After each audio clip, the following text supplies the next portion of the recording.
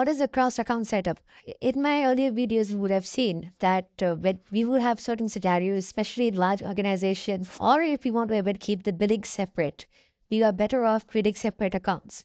And when we create separate accounts, we would want to have one management account where we want to just have the resources such as pipeline, code repository, guard duty, guardrails in place.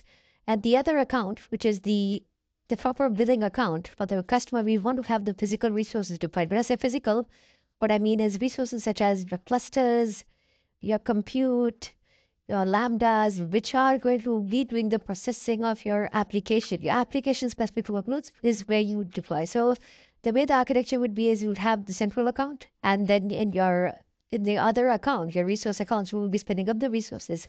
This is a very common use case, and it's a very good practice to do that because you would kind of have resources segregated, rather than having, just think about the scenario, you have multiple accounts and you will want to have then pipeline in each account. Rather than, it's better if you just have one centralized pipeline, one centralized repository, which has access to these other accounts as well.